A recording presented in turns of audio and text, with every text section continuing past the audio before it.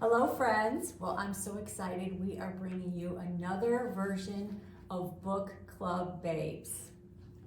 And before I introduce the book, I would like to share with you a beautiful quote that Sherrill has on this lovely piece. And it says, "Friendship sweetens the cares of life." And that's kind of what we're talking about today. We're talking about a book that talks about friendship and, well, betrayal and a lot of other things. And the name of the book is Capote's Women. And let me tell you, there are lots of secrets in this book. It is a New York Times best-selling book by author Lawrence Lemire, and it reveals the complex web of relationships and scandals and true stories behind Truman Capote's never published first novel called Answered Prayers. It has the dark secrets, tragic glamour, Capote's ultimate betrayal of a group of female friends that he called the Swans. My name is Debi Catanacci, and I'm with Dare to Be Curious with my co-host, Sherrill and Debi. I actually met one of the Swans. What? Yes. Do tell. Well, another secret. No. C.Z. Guest. If you've read the book or seen the TV series, which I've been traveling around South America, so I did not see the series FEUD, but I will now. As you know, she later became a gardener and wrote gardening books. And Chicago Park District used to have a philanthropic arm called the Parkways Foundation. Oh. And they had a luncheon at someone's that used to be a big personality in TV in Chicago, a luncheon, and she was the guest. And I met her in all places, and you never know where you're going to meet people. Their powder room was quite large, and I was primping or doing something, and she walked in, and since it was a garden party and about the gardening book, of course I had a very flowery dress on, and she gave me a compliment, and we stood talking about gardening, about New York, about all sorts of wonderful things. And I have to tell you, she was utterly charming. Wonderful. She really was very, as you would imagine, a East Coast socialite, and I think she comes across that way. That she was always a socialite. She didn't have to find a rich husband. I think she was the only one that was maybe only married once, if not maybe twice, which was a lot less than some of the other Swans. And she was delightful. Yes. But if you ask me who my favorite Swan was, of course I probably would have to say her since I actually met her. But Babe Paley has always held a certain fascination for me. Because over the years, as someone that writes books and sometimes writes books about fashion, she was the epitome of style and grace. I remember I read another book by a well-known hairdresser. He was the hairdresser to the stars, and he said that when he met her, when she was waiting for him, that was the first time he ever noticed what a woman was reading while waiting for him. And it was some very interesting book on psychology or philosophy, which of course some of these women might have needed.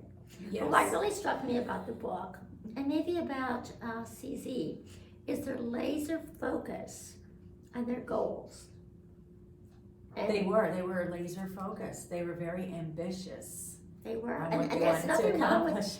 Well, there's nothing wrong with that. I mean, I question maybe some of their methods, but The goals. I'm not going to be on judgment on that. But that was one lesson you take away, and the other lesson is, who do you tell your deepest, darkest secrets to? Right.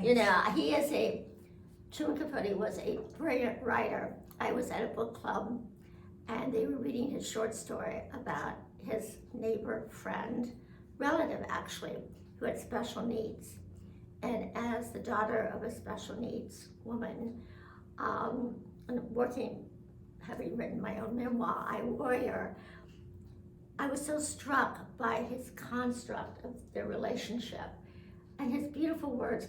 There was not a dry eye in the place. Wow. Now, he was maybe not the the best human being in the world, or he was certainly a very troubled human being, but he was a brilliant writer. He was a brilliant writer, and I love how in the book they talk about how he would just dissect the room. He could feel the energy of the people, and he would have all these little details. And that's, I think, part of the charm of his writing that captured everyone, because he really pulled you in. Oh, the details. The details. But he would, I think he was like a heat seeker. He could zero in on the positive energy or that were something that he thought would benefit him, and then he zeroed in on that.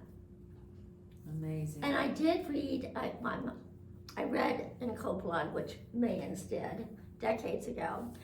I think I'm going to pull it out again and read it, although it's a very hard read.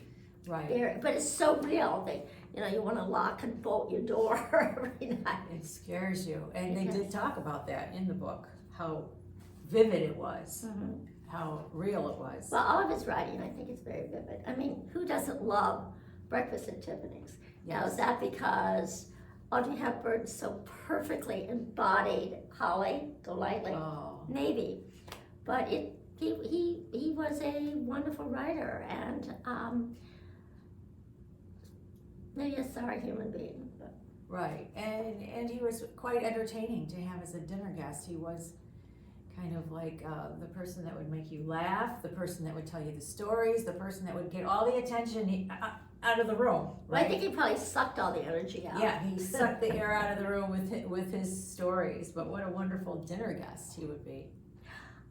So I can understand, like, Barb Paley invited him many times for dinner. Yes, and he betrayed her probably the most.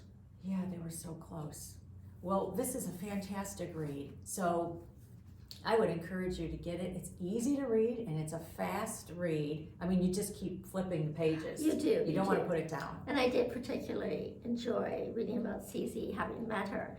And what really struck me, since I'd met her, I totally bought, and it's true, that she is the one that kept her friendship going with him until the end. I can see that.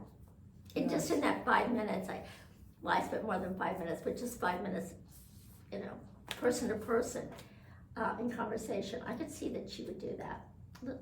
Bit of quality there, a lot of quality. Amazing. It was fun. Thank you for joining us.